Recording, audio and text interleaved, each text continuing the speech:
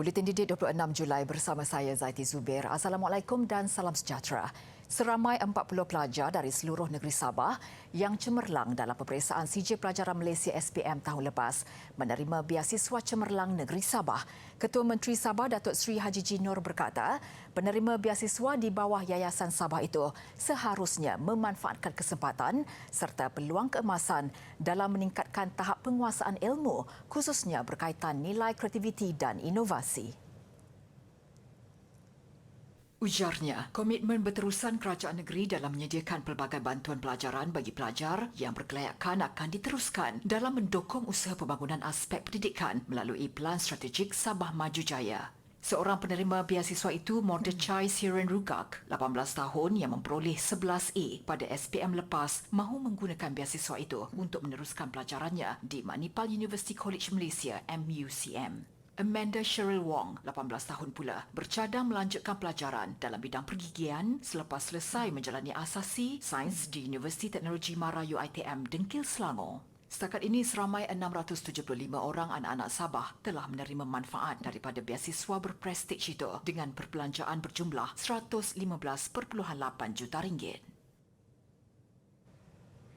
Majoriti rakyat Malaysia masih tidak yakin untuk bertutur atau menulis dalam bahasa Inggeris berikutan kurang mempraktikkan bahasa itu dalam kehidupan seharian. Prihatin dengan masalah itu, syarikat telekomunikasi Maxis menyediakan platform pendidikan berkualiti e-kelas secara dalam talian selaras dengan sukatan pelajaran sekolah, khususnya mata pelajaran bahasa Inggeris bagi meningkatkan penguasaan dan pendedahan bahasa antarabangsa itu dalam kalangan pelajar. Menerusi program itu, Maxis turut menggalakkan pelajar untuk menyertai pertandingan e-kelas Highly Immersive program HIP English Storyfest untuk membantu pelajar mempelajari bahasa Inggeris dengan cara yang menarik dan menyeronokkan serta meningkatkan prestasi akademik di sekolah. Dibangunkan sejak tahun 2019, pertandingan e-kelas HIP English Storyfest menawarkan pengalaman interaktif serta akses kepada bimbingan secara maya melalui kandungan, bengkel dan latihan untuk meningkatkan keyakinan pelajar tahun 4 hingga tingkatan 5. Pada tahun lepas sahaja, kami telah mendapat lebih 3,500 penyertaan pelajar ikhlas dalam pertandingan HIP dan kami amat berbesar hati dengan peningkatan ini. 30 pemenang telah dianugerahkan dengan hadiah menarik dan barangan eksklusif ikhlas. Kami akan terus membawa kandungan digital terbaik kepada pelajar komuniti luar bandar dan berharap lebih ramai daripada mereka menyertai pertandingan tahun ini. Pertandingan yang sudah memasuki tahun keempat itu turut memberi pelajar platform yang berbeza di luar persekitaran sekolah untuk berlatih berkomunikasi dalam bahasa Inggeris, terutama apabila mereka boleh berinteraksi dengan pelajar dari sekolah lain. Memandangkan pelajar saya kurang berkeyakinan untuk menggunakan bahasa Inggeris, program ini dapat membantu mereka dalam menguasai bahasa tersebut. Contohnya, Hana, pelajar saya yang telah memenangi pertandingan storytelling. Dahulunya, Hana seorang pelajar yang pendiam dan pemalu, terutamanya kurang keyakinan dalam bertutur bahasa Inggeris. Dalam video bahan penyertaan tersebut, saya dapat melihat usaha yang diletakkan olehnya dan saya berbangga dengan pencapaian Hana. Majlis kelas membantu saya dalam pelajaran. Saya boleh belajar melalui online tutorial dari guru berpengalaman. Saya juga boleh menonton online tutorial berulang kali kerana ianya di hujung jari. Kerana majlis kelas melancarkan aplikasi mereka dalam telefon pintar, ianya mudah untuk kami akses di mana sahaja. Untuk maklumat lanjut mengenai Maxis e-kelas, layari laman sesawang tertera. Sepanjang negara di dalam Perintah Kawalan Pergerakan PKP, tidak banyak program yang dianjurkan oleh Persekutuan Pengakap Malaysia mengakibatkan bilangan pengakap diraja yang berjaya ditauliahkan menurun. Menurut Ketua Pesuruhjaya Pengakap Negara Major Jeneral Profesor Dr. Muhammad Zain Bidin, tiada sebarang aktiviti perkhemahan atau jambori dapat dianjurkan dan hanya memfokuskan terhadap aktiviti atas talian sahaja. Jelas beliau, ekoran itu jumlah pengakap diraja yang berjaya mendapat lencana berkurangan sehingga lebih 50% bagi sesetengah negeri. Contohnya di negeri Perak setiap tahun mereka menghasilkan 100 pengangkat pelajar. Tapi tahun lepas oleh kerana PKP hanya 35 orang yang berjaya. Walaupun kita mengambil approach yang fleksibel di mana aktiviti praktikal boleh dilaksanakan secara online. Mereka ambil video masing-masing tetapi ramai yang tidak berbuat demikian jadi mereka tak dapat berjaya menjadi pengangkat pelajar. Tambah beliau memasuki fasa peralihan ke endemik. Persekutuan Pengangkat Malaysia kini sedang menyusun kembali aktiviti-aktiviti bersemuka yang kini sedang giat dijalankan seperti di Kedah yang telah pun mengadakan program perkhemahan dan juga Sarawak yang bakal mengadakan Jambori. Beliau terdahulu menghadiri program perkhemahan pengangkat muda dan kanak-kanak yang diadakan di Kem Kota, layang-layang kiri dekat Parit Perak. Apa yang pasti, pengangkat muda yang ditemui rata-rata bersemangat dan berminat untuk menghadiri perkhemahan yang dianjurkan meskipun tempat yang ditawarkan adalah terhad. Ibu bapa juga dilihat teruja untuk menghantar anak-anak mereka bagi mengikuti aktiviti perkhemahan seterusnya mempelajari kemahiran-kemahiran hidup.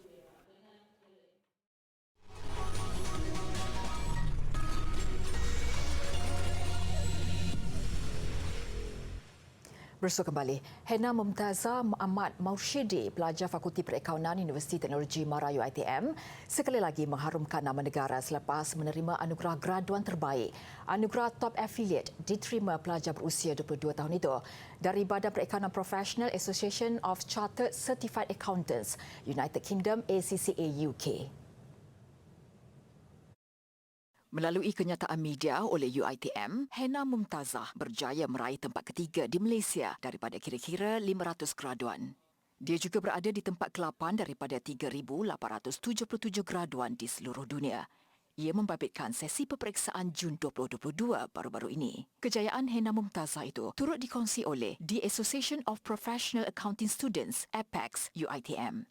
Tahun lalu, anak sulung daripada dua adik-beradik itu dianugerahkan pencapaian tertinggi dalam peperiksaan program perakaunan profesional sesi Jun 2021. Dia mendapat anugerah bagi dua kertas diambilnya iaitu Financial Management FM dan Strategic Business Reporting SBR. Hena Mumtazah berjaya mendapat tempat pertama dalam negara dan dunia bagi kertas FM, manakala bagi kertas SBR dia dinobatkan tempat pertama dalam negara dan tempat kedua di dunia. Yang di-Pertuan Agong Al-Sultan Abdullah Yang Aituddin Al-Mustafa Bilal Shah menzahirkan harapan agar Universiti Islam Pahang Sultan Ahmad Shah UNIPSAS mengukir nama sebagai Universiti Islam tersohor. Baginda juga mahu universiti itu melahirkan graduan berkualiti menjadi pelapis golongan ulama dalam usaha menyemarakkan syiar Islam dalam bidang pendidikan. Baginda bertitah demikian ketika mencemarduli menyempurnakan Majlis Permasyuran UNIPSAS di Kuantan siang tadi. Turut berangkat Raja Permaisuri Agong Tunku Haji Azizah Aminah Maimunah Iskandariah dan Pemangku Raja Pahang Tengku Hasan Al-Ibrahim Alam Shah. Titah baginda, UNIPSAS perlu terus meneroka bidang pengajian baharu dan menjalin hubungan strategik dengan universiti lain termasuk di luar negara. Universiti itu juga perlu menjadi contoh dan teladan sebagai universiti Islam ditadbir dengan cekap, telus dan berintegriti. Hari yang penuh bersejarah ini, Beta telah menunaikan impian almarhum Paduka Ayahanda Beta untuk membangunkan sebuah kolej Islam dan negeri Pahang menjadi sebuah universiti Islam.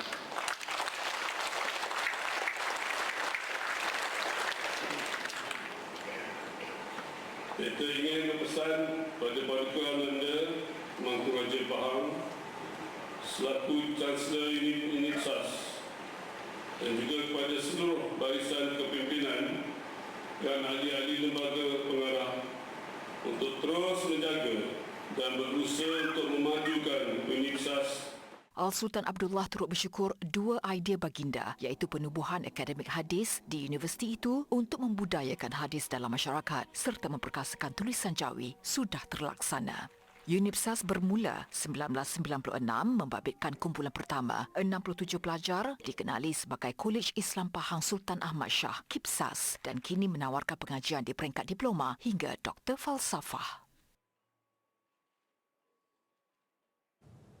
Sebanyak 100 karya seni pelajar Universiti Teknologi Mara UiTM Cawangan Perak, kampus Seri Iskandar akan dipamerkan dalam program amal seni yang dinamakan Singgah Berkias. Hasil jualan karya yang dihasilkan oleh pelajar semester 1 daripada program Diploma Seni Landscape itu akan diberikan kepada golongan sasaran. Kesemua 100 karya membabitkan kira-kira 60 orang pelajar yang telah melalui proses penilaian daripada pensyarah itu bermula sejak tahun lalu. Melalui platform Maya yang dinamakan Singgah Berkias, orang ramai boleh buat pembelian secara atas talian dengan setiap karya dijual dengan harga serendah RM450 sehingga RM1,250. Projek menyasarkan jualan kepada pihak hotel, kerajaan tempatan atau institusi yang berminat untuk beli hasil karya pelajar. Hasil jualan karya bakal disumbangkan kepada beberapa pihak seperti projek konservasi Tuntung di Bota dan sebagai dana untuk memberikan bantuan komputer serta makanan kepada pelajar UiTM kategori B40 yang memerlukan. Program turut mendapat kerjasama daripada Majlis Bandaraya Ipoh yang memberi ruang dan peluang kepada karya tersebut dipamerkan secara fizikal di Pusat Penerangan Pelancongan Ipoh ITIC. Pameran karya secara fizikal di ITIC akan berlangsung dari 15 hingga 22 Oktober depan. Bagaimanapun, beliau berharap supaya semua karya tersebut dapat dijual dan menerima sambutan yang menggalakkan daripada orang ramai. Rektor UiTM Perak, Profesor Dr. Mat Yusof Hamid berkata, melalui pelancaran program ini secara virtual yang boleh diakses tidak lama lagi, pihaknya mengharapkan semua hasil karya terjual dalam tempoh 2 bulan ini dan ketika pameran secara fizikal itu berlangsung, setiap karya sudah ada pembeli.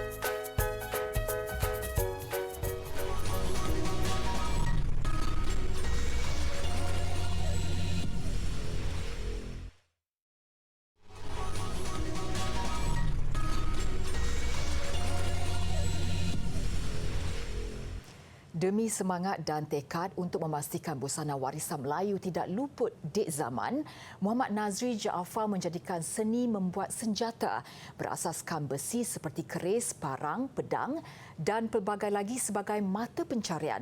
Dia juga memiliki kepakaran untuk membuat sarung dan hulu yang menarik buat senjata-senjata berkenaan. Lebih dikenali sebagai panggilan Abang E, 65 tahun, dalam kalangan masyarakat Kampung Pasir, Putih Kalumpang, Selangor. Minat menghasilkan pelbagai senjata warisan Melayu ini pastinya ada kaitan latar belakangnya yang juga mahir dalam seni persilatan. Dia turut dibantu oleh 2 anak muda yang diharap mampu mewarisi seterusnya menyambung apa yang diusahakan. Untuk menghasilkan keris, parang maupun pedang bersama sarung dan hulunya yang berkualiti, masa yang diperlukan sekitar 2 bulan. Makan masa paling rumit sekali ialah buat ukiran lah. Ukiran kalau tak ukir tu tak adalah rumit. Menurut Muhammad Nazri, permintaan atau tempahan bagi mendapatkan alat-alat ini juga bermusim. Ada kalanya dalam sebulan boleh mencapai 20 hingga 30 bilah dengan harga RM150 sehingga RM250 setiap bilah. Manakala keris harganya lebih tinggi, biasanya melebihi RM1,000. Ada musim, dia macam raya haji, ramailah dia orang lempah pisau melapah, pisau semelih kan. Itu musim dia lah. Kayu yang berkualiti kita cari yang apa? Yang berkualiti yang jenis mahal lah kayunya maksudnya. So, macam Muling Raja, penawar hitam, kedondong rantai, macam-macam lah penawar. Lain-lain kayu lah, banyak. Apa yang menarik bagi pengunjung yang bertuah, mereka juga berkesempatan untuk menyaksikan secara dekat penggunaan senjata-senjata warisan Melayu yang dihasilkan di bengkel ini. Sebagaimana yang dipertontonkan kepada Megat Aruki Megat Hassan, anak jati kampung ini yang sering mengunjungi bengkel yang diusahakan Muhammad Nazri. Bagi Muhammad Uwais Al-Qarni, Jalaluddin dan Muhammad Haizam Bakar didorong minat mendalam. Mereka juga memasang impian untuk meneruskan usaha dalam penghasilan busana Melayu ini. Muhammad Uwais, 18 tahun selepas 6 bulan berada di sini, bekas pelajar tahfiz ini mengakui banyak yang telah dipelajari. Ajak dorang untuk kekalkan kita punya warisan Melayu. Sebab sekarang ni pun ramai budak-budak yang sebaya-sebaya dengan kami ni pun tak ramai yang buat benda macam ni kan. Semoga usaha dan kegigihan Muhammad Nazri dicontohi dalam memastikan seni warisan ini terus terpelihara dan mendapat tempat sewajarnya dalam arus teknologi yang kian pesat berkembang.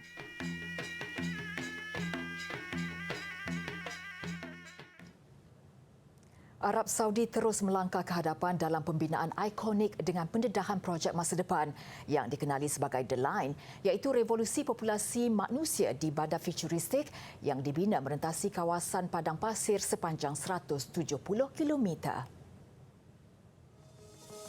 Putera Mahkota Arab Saudi, Putera Muhammad Salman mengumumkan The Line menjadi sebahagian daripada bandar futuristik NEOM. Pembinaan ikonik The Line setinggi 500 meter dan sepanjang 170 kilometer melibatkan tenaga kerja arkitek terkemuka dunia. Revolusi bandar maju ini akan dilengkapi segala kemudahan dan keperluan yang boleh diakses seramai 9 juta penduduk The Line. Kehidupan harian tanpa kereta. Antara misi The Line mengutamakan gaya hidup sihat dan bebas pelepasan karbon. The Line yang dibina dengan dinding luar menggunakan kaca cermin turut dilengkapi sistem pengudaraan berteknologi tinggi. Bandar futuristik ini dijangka akan menyediakan 380,000 peluang pekerjaan dan menjana pendapatan hampir $50 bilion kepada Arab Saudi.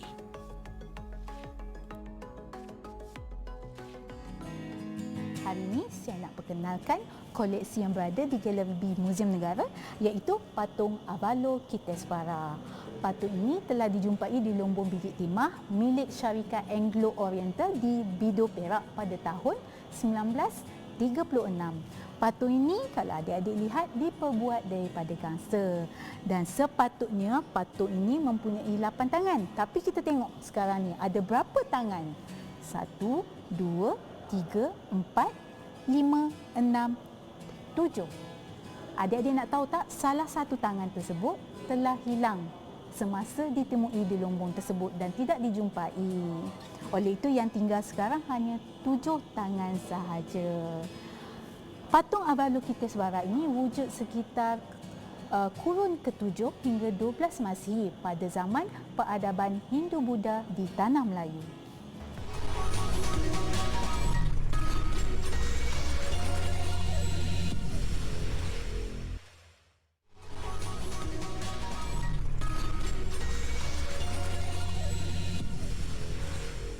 Laporan sukan. Selepas sekian lama tidak bertanding akibat penundaan pertandingan, Tamasya Para ASEAN di Solo, Indonesia yang dijadual pada 30 Julai hingga 6 Ogos ini nyata menyemarakkan semangat atlet negara untuk kembali mengharumkan nama negara.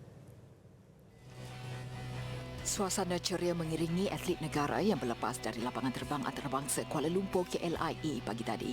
Apa tidaknya, mereka akhirnya kembali beraksi di Persada Antarabangsa. Edisi 2019, Tamasya Para ASEAN di Manila, Filipina dibatalkan akibat masalah keuangan, manakala tuan rumah edisi 2021 di Hanoi, Vietnam tidak dapat diadakan kerana pandemik. Sampai game saya akan cuba buat yang terbaik mungkin untuk negara yang tercinta.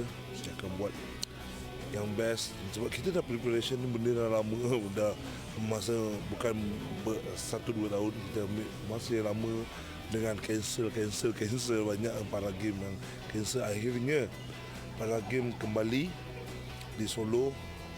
Itu satu benda yang berita gembira sebenarnya. Selain Muhammad Ziyad yang dijadikan sandaran utama, beberapa jago para dunia antaranya Chia Li Hu, Muhammad Rizwan Mamapuzi, Dato' Abdul Latif Romli dan S. Suresh turut diletakkan harapan pingat. Justru kontingen negara yang dianggotai 115 orang termasuk 72 atlet berhasrat membawa pulang 16 pingat emas dari Solo. Ia juga bergantung kepada keadaan di sana. Yang pertamanya acara-acara yang dipertandingkan, mungkin ada acara yang digugurkan, dicantumkan, kita tak tahu lagi. Daripada situ, setelah selesai mesyuarat pengurus-pengurus, barulah kita tahu berapa acara yang kita akan masuk dalam pertandingan. Malaysia mengambil bahagian dalam 11 daripada 14 sukan yang dipertandingkan apabila saingan berlangsung dari 30 Julai hingga 6 Ogos. Kesaingan tenis jelajah dunia ITF, cabaran 3 pemain perseorangan negara berakhir apabila tersingkir seawal pusingan pertama siang tadi. Paling awal turun beraksi di Pusat Tenis Nasional Jalan Duta ialah Christian Liu menentang lawan dari Korea Park Yu-sung. Membawa status pemain wildcard, Christian yang tersukar untuk menyaingi momentum lawan apabila tunduk mudah 0-6 di set pertama. Meskipun tampil lebih garang pada set kedua, itu tidak memadai buat Christian apabila akur tewas 3-6. Hao Shenkui pula berdepan Kisuki Saito dari Jepun. Pemain berusia 23 tahun itu memberikan saingan sengit di set pertama sebelum akur dengan kekalahan 3-6. Saito memperkemaskan permainannya pada set kedua untuk mengakhiri tentangan Shenkui dengan kemenangan 6-1. Wakil wildcard ketiga negara, Darshan Suresh, berdepan cabaran wakil Amerika Syarikat, Andre Legend. Keputusan berpihak Legend 6-2, 6-0 untuk melangkah ke pusingan kedua. Penyertaan 2,000 pemain itu sasaran penganjur Kejohanan Badminton Junior Alliance 2022 tahun ini. Khusus untuk pemain 13 dan 15 tahun ke bawah, ada tarikan buat peserta dengan penampilan khas 2 pemain remaja negara iaitu Muhammad Fazrik Muhammad Razif dan Siti Nur Syuhaini Azman. Muhammad Fazrik Muhammad Razif bakatnya kian menyerlah selepas menjuarai kejohanan jemputan Shonai bawah 15 tahun di Jepun pada 2019. Anak kepada legenda badminton negara Datuk Razif Siddiq kini dalam persiapan menghadapi kejohanan remaja dunia 2022.